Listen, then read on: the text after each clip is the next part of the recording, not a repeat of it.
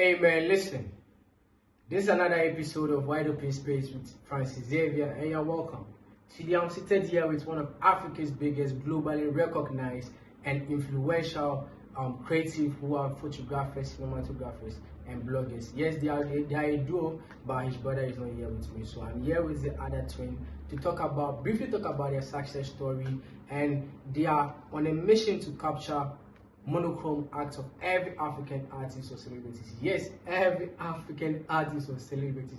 That is why you have to watch this video to the end. Stay tuned. Make sure you subscribe to the YouTube channel, follow TrendsO'clock on all socials, because he will be leaving here with some advices and tips for aspiring photographers, cinematographers, and bloggers like you watching at home and at your workplace. So let's get kick started, right? Thank you for honoring my invitation. I'm so grateful, bro. So why the name TwinDntBeg? Why the name TwinDntBeg? I mean, this name is like, should I say it's about 13 years old? 13 years old. 14 years old, somewhere like after senior high school. And we had a dream, we had a passion to do whatever we were doing. Yeah. And when we were starting, nobody believed in us, So we started so 2007, like somewhere to 2007-ish, we graduated from senior high school, and then we moved to my big sister's place in Tema, and we wanted to pursue music, because that's what me and my brother, like, our passion was with music. So if you remember, around 2008, that's when Tema was rising in terms of music. Trip-hop, D-Crime, Sarkodie, that's when they actually started, that's when they actually really started rising, and they were dominating the music industry in Ghana and also in Africa. So we were around that time, we got to hang out with them. We somehow recorded a few songs with D-Crime, Yalsiki, Anda, and all these guys, all these guys, we were all like part of the if you remember, the trip-hop movement. So we're part of that era, and because we were so passionate about entertainment and showbiz, I remember every audition you see, me and my brother would go buy forms, go for all auditions and all that. So we just really loved entertainment and showbiz so much that we knew that was what we were going to do. So I remember when we recorded a few demos and stuff, and we're looking for producer, manager and stuff like that. We went to see this guy. Somewhere. We moved all the way from Tema to Kuma or somewhere. It was quite far. It was quite far. And we went to drop our CD with him, and this guy listened to it and really told us nonsense. Is that the exact words he said? I don't remember, but it was very heartbreaking. That is why I love to give opportunity to young people, because you never know. Exactly, you never know who would break out at any moment. So who you would need his or your help. Exactly. So because we were treated so bad, I never treat anybody who has a passion for anything.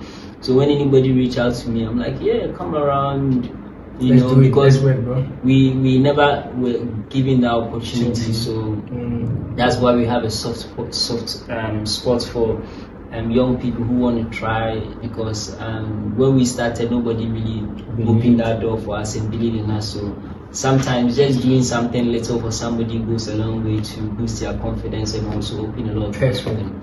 Yeah, so after that, me and my brother went home, and we were so disappointed and sad, and that really broke us, it broke our spirit, and we're looking for a unique name to stand out as artists. Yes. So we're twins and we hate begging, so we're never going to beg anybody for anything ever. So from your own free will. We wanted a name that would really represent us and who we are and our story. And that name actually motivated us to really work hard and I would say that for the last 13 years we've never begged anybody for anything. Yeah, so that's a real definition of TwinsDntBeg. That's how we came by name. Yeah, that is what we live with, you know. So yeah, be careful how you talk to people when they are trying to make a living or they are following their dreams and their passion, because your words can let someone give up on their dreams, and it's so sad. You really want to be seated one day and someone will be on TV and said, Mr. So said this to me, then I was broken mentally and emotionally. That nearly got me giving up. But we don't want that. Bro. Support. If you can't support, keep quiet. Have you heard? Alright, so moving forward here, what actually led to your success of becoming one of Africa's creative? When I say creative, you are popularly known for photography, right? Yeah, you can say that. Yeah. But before that, I told you we're quite heavily involved in showbiz and stuff. We used to go for a lot of auditions, so we built our contacts to the movie industry, and we also connected to the music industry. So 2010 we went to KNUST.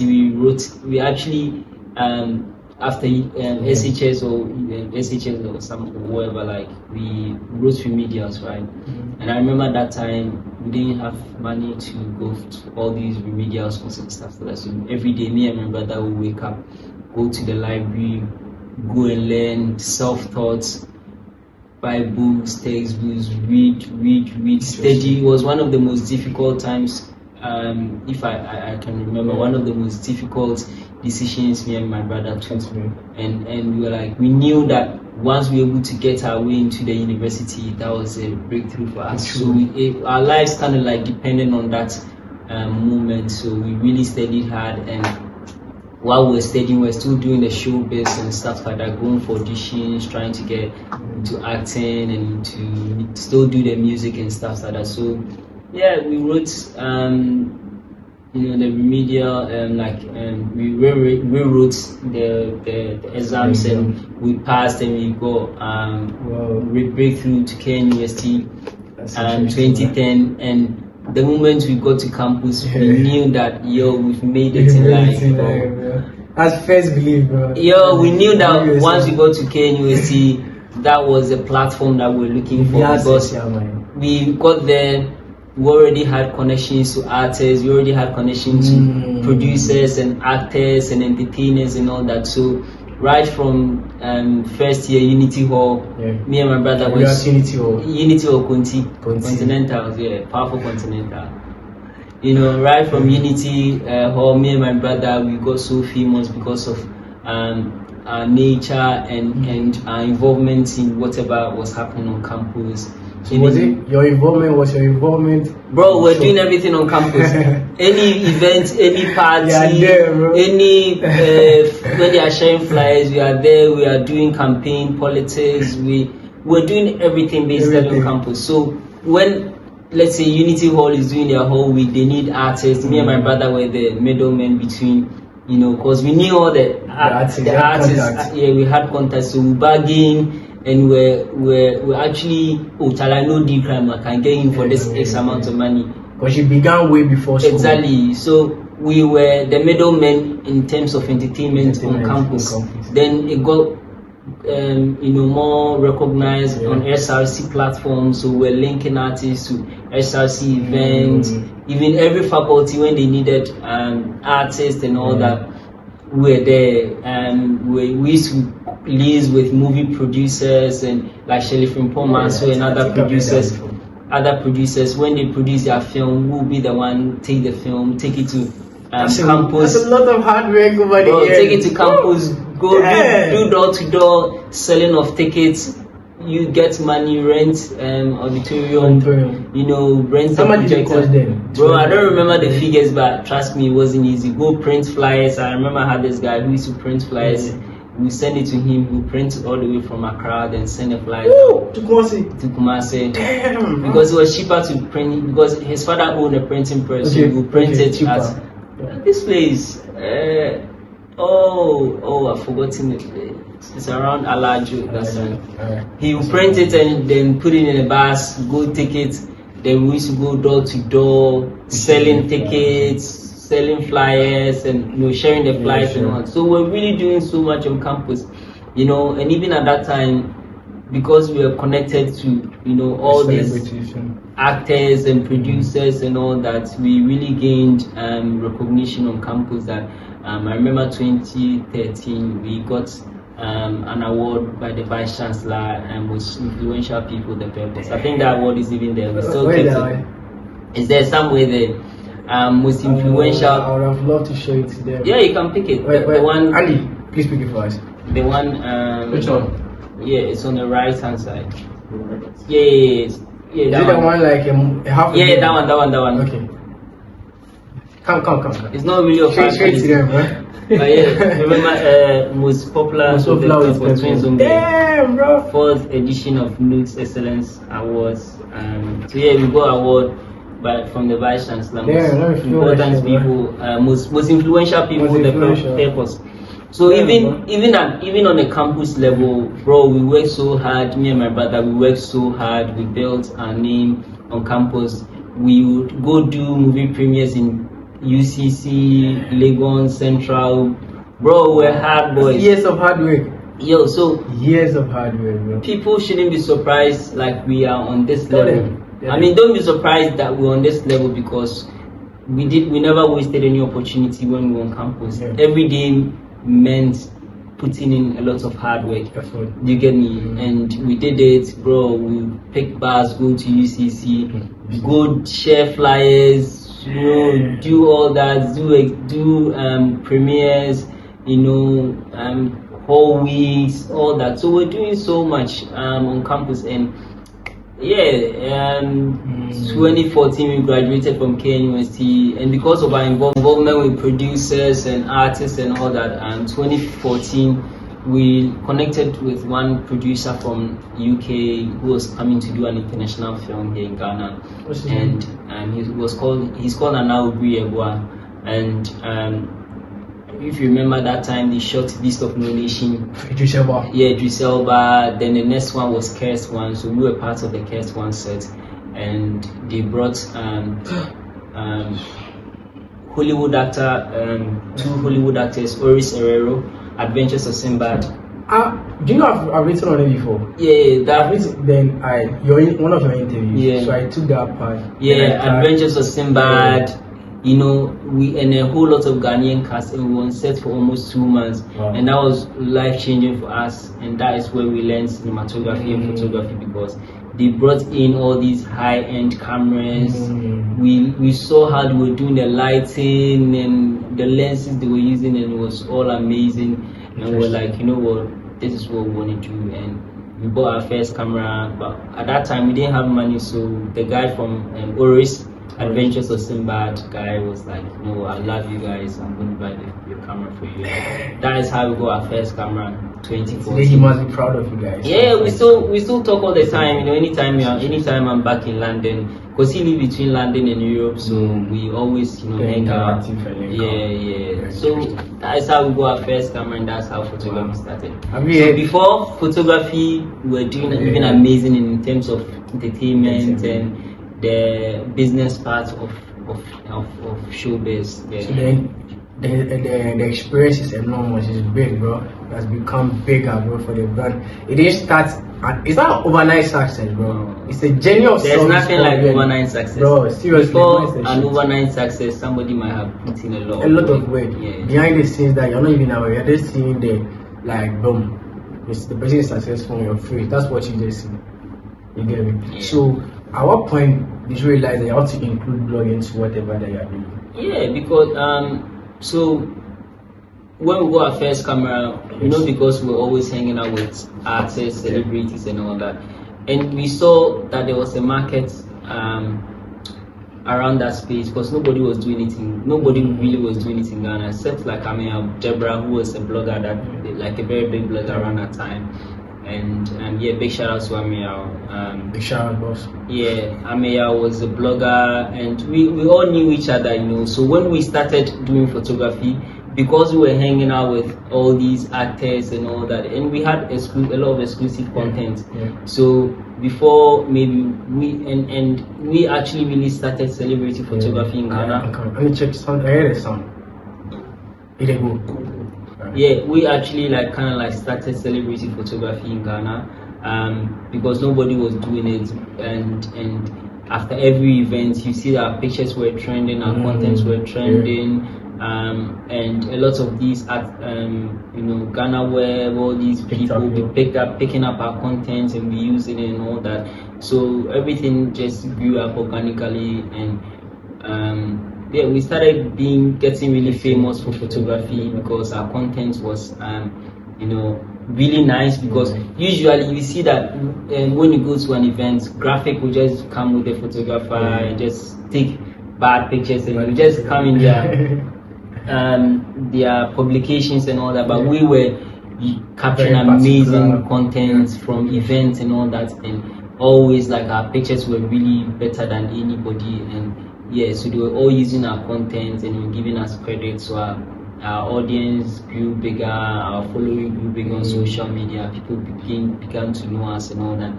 And also, I remember I told you we were involved with politics on campus and all that. So somewhere 2015, we were introduced to Her Excellency Samira Baumia by the current Deputy Minister of Information, Appiah, because we're all involved with student politics and all that. So, and he was, at that time, he was kind of like closer to national politics. So when they were looking for people that were going to carry the message of the Vice President and the wife and all that, she suggested us. We did proposals, we sent it to them, they liked it. We met Her Excellency 2015 thereabout, and we're like, we're going to put together a photo shoot. So you met Her Excellency in 2015? Yeah, 2015. And you graduated from university in 2014. Bro, we were doing. When did your national service by then? Why didn't your national service? Bro, what is national service? I was chasing after our passion, bro. I mean, so immediately we started. So they pushed me to Ministry of Agri, Mufa, around Kwame Nkrumah Mausoleum there. And I went there one day and I was like, I saw this old woman reading his newspaper, some Pentium 1B sitting at the office, and there was no lights there, and I was like, hell no. This is not where I belong, bro. This is not where I belong. So I never went back. Yeah, but right after that, we did our first,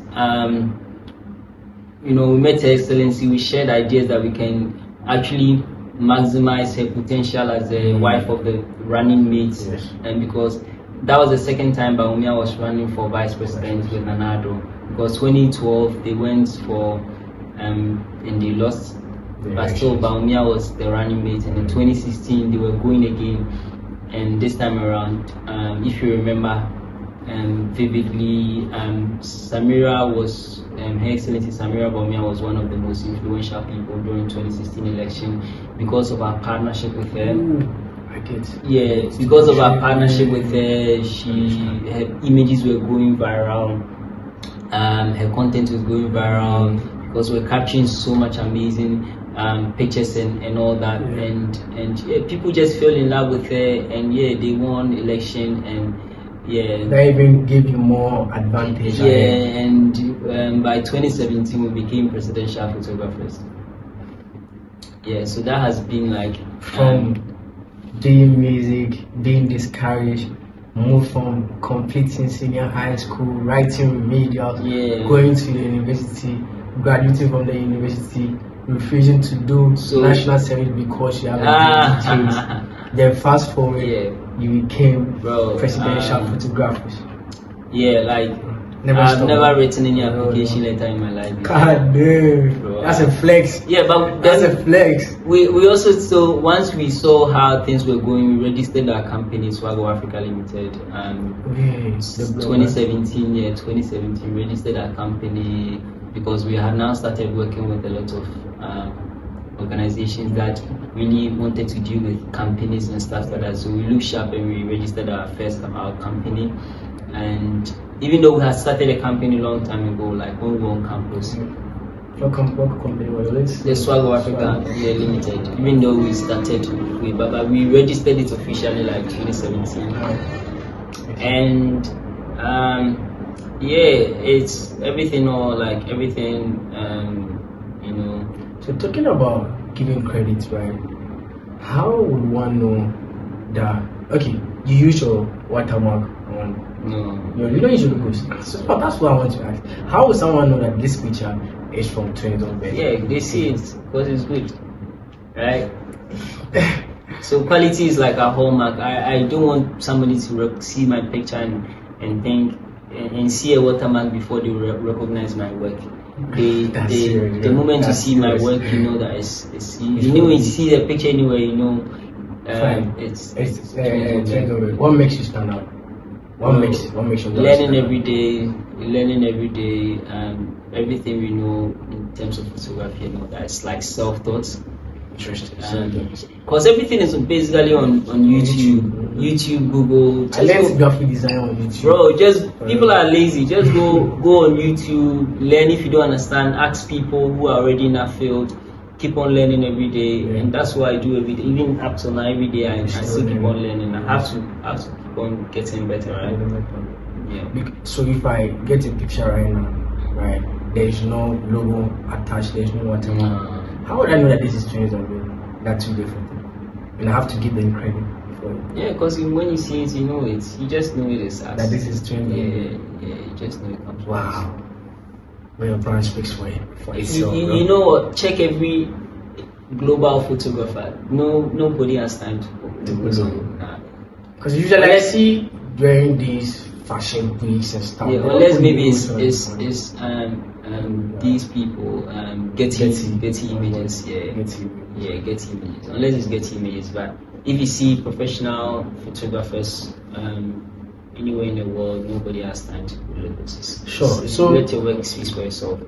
You're on a mission to capturing monochrome acts of every African artist, right, or celebrities. Tell us what inspired that mission, that move. Well, first of all, what is a monochrome? Monochrome is basically, when we say mono, it means like one, right? Yeah. So basically, one black and white. So usually, like black and whites are referred to as monochromes, right? And I feel people who work so hard and always like a lot of people look up to are not really celebrated much. So me and my brother, we took it upon ourselves to tell the story that a lot of people are not telling. So all these artists that have made it on the global stage is not by chance. So most of the time their story is not being told because sometimes they get older and they just not really bothered and all that. And we want to find a way to celebrate all these personalities and artists and influencers and people who like a lot of people look up to. So 2022 we did one exhibition in collaboration with the Embassy of France, and it was quite overwhelming, and we're still working towards our next exhibition. And for us, we don't like to really rush things and all that. We want to take our time and do something. So we want to celebrate every artist that have worked hard in Ghana and also outside Africa and all that. So we putting together this particular exhibition soon, and we're working towards the details, which we'll announce whenever it's ready. But till then, we're on a journey to capture like every artist, every person that's serious. Every. Yeah. I'm sure this is basically maybe going to take us more than 2 years to do. 2 years to do it.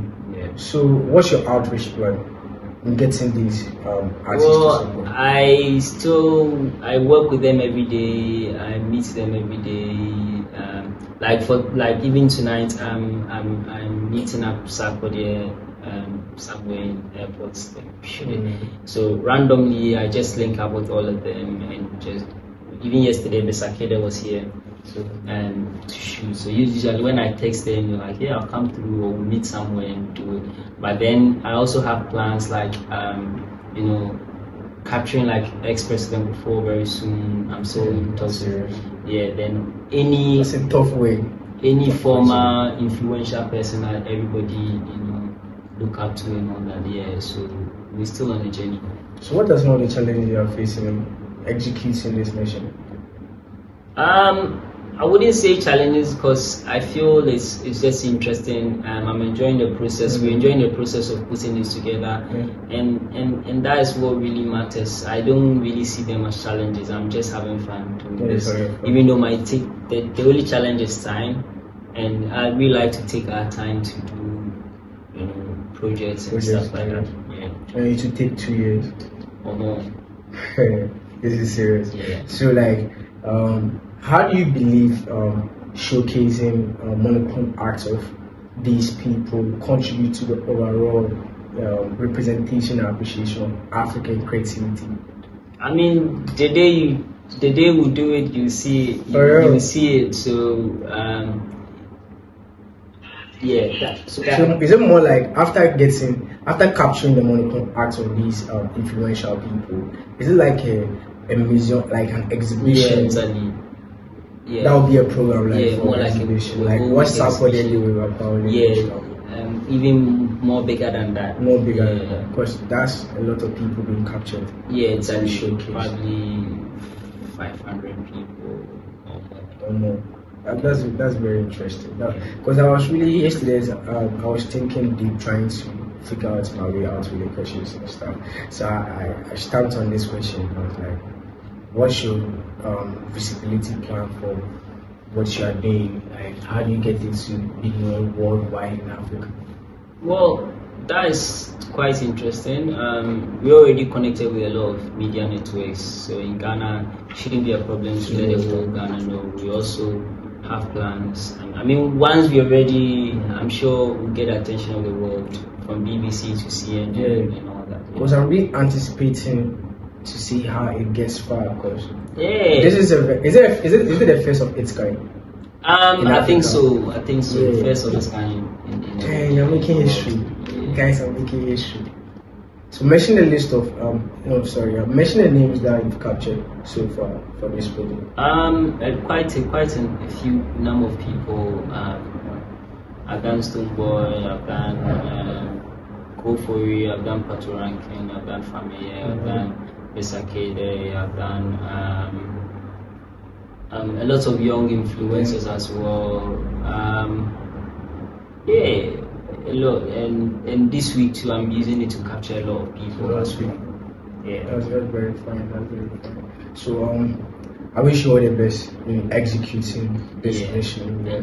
So as globally recognized photographers and cinematographers, right? What's your favorite what's your most favorite moments or experiences working with global people internationally? Well, I'm always looking forward to my next project. So every project I'm about to work on is exciting for me. So yeah, I always look up to the next work I'm going to work on. So like, what moment has been very pivotal in your career? Like that particular experience, or that moment that is very pivotal, like it's one of the most memorable experiences or moments in your career? Well, I mean, every day, I appreciate every day, you know, and I enjoy it to the fullest, and I put in a lot. So every day is always pivotal to our success, you know, because if you want to really be successful, you have to make sure you appreciate every day and make good use of your 24 hours, you know. And if you have that kind of mindset and attitude, I think there's nothing you can do. That's a very way to go about it. What does it take to be a personal photographer? A personal photographer to an early celebrity. What does it take to be sacrifice? Sacrifice as in can you? Yes, can sacrifice. Yeah, you know, you you have to sacrifice. You have to sacrifice your talent before you get. If you want to be successful, you can never make it alone. You have to serve. Serve. That is the only way. Serve without expecting anything in return. Make sure you serve people with the mindset that you want to make sure whatever they are doing becomes successful. And once it becomes successful, you become successful as well. Like, let me give you just one example, like how well we served Samira, Her Excellency, without expecting anything from 2015 all the way to 2017 before they became presidential presidential, the vice president. How have served guys like Stoneboy from like 2014 there till now, and we are like Stoneboy from 2014. Bro, we've been on the road. We've been on the road, you know, being part of his journey, documented everything that he's been doing, and we become so part of him that he can't, you know, be part of somebody to the extent that exactly that they can't do anything without. And when you get to that level, you become, you know, of much value, and nobody can do anything without you. And that is the point where you know that you start also achieving greatness and also success. So mention the big names you've worked with so far. Give us 5 big names that you've worked with. A lot. I mean, we've worked with Jamie Foxx. We've captured images of a lot of Hollywood people. Some of the Michael, like a lot of people. I don't know, bro. I don't know. A lot. Can I show them the images? And sorry to disturb you, Instagram. Let me show them the real work here, bro. Here it's playing, bro. It's a whole lot of sacrifices coming up. This is one of the portraits here, bro. Are you seeing it? Is it clear, bro? Check we've captured all these people. It's clear. Yeah. Damn, bro. Is it visible? Can they see? Yeah. Sorry. Captured like the whole of Black Hollywood. Can I see? Yeah, if you want these pictures, I can always send them to you. You can always send them. Cool, bro. My pictures with Jamie Foxx and all that, like all that. You can send them. I mean, we've but there's more to be done, so that's what we look for. It's a long road. There is more to be done. Actually, all these are past memories, and I don't dwell on past memories and past glories. Look forward. What's in front of you? Yeah. So what's your relationship with God? Oh, we are not here by chance, you know. And I never say we became who we are just because of us by ourselves. There's always a God factor. Always, you know, we appreciate where we come from, and how far God always, you know, has brought us, you know, it's always taking us here. So we are nothing, you know, without God. Very nice. We are not saying that, but very inspiring. So there's this question that I actually want to know, right? What's the role of photography in entertainment? You know, something can happen and the moment is not captured. You have no proof or no memory of that. Like, imagine, that's why a lot of people are putting a lot of effort in capturing their birthdays and all that. Because you celebrate your birthday and you don't take pictures and it pass. I mean, you don't have any memory. So photography is actually freezing moments that we will never have back. You get it? The best moments and freezing moments, and we are actually archiving. We are actually documenting the history of Ghana and the world. We actually, so 1,500 years, people will look back and say, oh, like that's how right now we're able to see images of Kwame Nkrumah when he was doing all this. Imagine all those moments were never captured. We'll never know the history of Ghana. We will only say it with our mouth that oh, Kwame Nkrumah did this, Kwame Nkrumah did that. This is how Kwame Nkrumah looked like and all that. But we know Kwame Nkrumah just because we had photos of him and all that. And so entertainment, there's nothing like entertainment without photography. It's like There's nothing like entertainment without photography. Yeah. Wow, that's very interesting. I'll quote that definitely. 100%. So like let's come to music, like our culture, like African music is right now being well represented. We can't deny the fact that the Afrobeat genre is doing so much well in selling Africa to the global, like to the globe. Do you hear me? So right now, the Grammy has included an African category into their bunch of categories. How does it make you feel, and what do you think? As someone who has been experiencing, you've worked with these artists. I mean, we should have been at the Grammys, but we had other engagements. That's why we couldn't go. Why? I was mean, that engagement with? Exactly. I mean, we have some of my friends. Most of my friends are at the Grammys at the moment. Ghanaians. Yeah, Ghanaians. Who a lot. For real? To capture? Attending, capturing, But I would like to know some of the names who you attending. Oh, a lot. Like, not really photographers, but I have one of my friend and also like a good partner. She's also capturing on my behalf. She's there at the moment.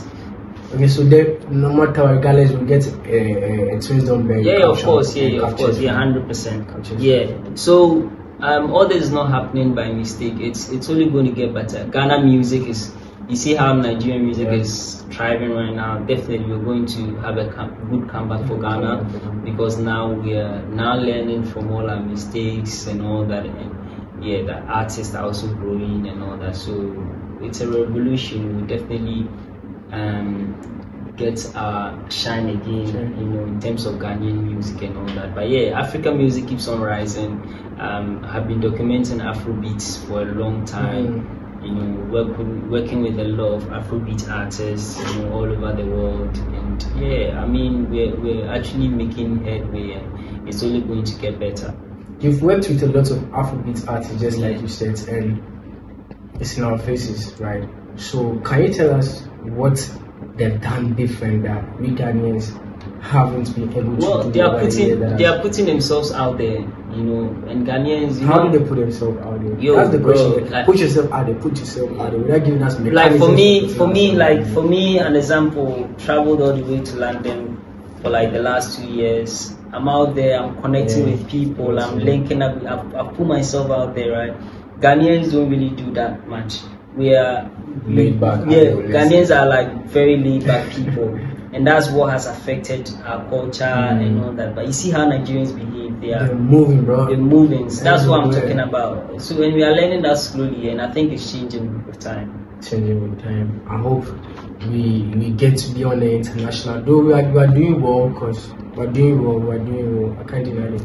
But we can do more better with time. And I believe that tomorrow the story will be different. So lastly, I'll end with asking you to give the people, the viewers, that people watching aspiring to be like TrendsO'clock someday or even bigger than GM. So what advice and tips do you have for people? Well, it's easy. Make use of every 24 hours you have. It's every day counts. It's every day counts, every hour counts, every minute counts. And put yourself out there. Knock on a lot of doors. You might get like 1,000 no's, but maybe that one yes might be what you're looking for. That's a gem, bro. That's a gem. Don't give up and never beg. And never beg. TwinsDntBeg. Alright, it's been a very interesting, insightful conversation. If you haven't subscribed to my YouTube channel, make sure you do, because the subscription is what is keeping me on the go. That I've gotten to this point where I have TwinsDntBeg seated with me to actually have a very insightful discussion and conversation about their journey and where they're going right now. So subscribe, follow TrendsO'clock on all socials. Wide Open Space with Francis.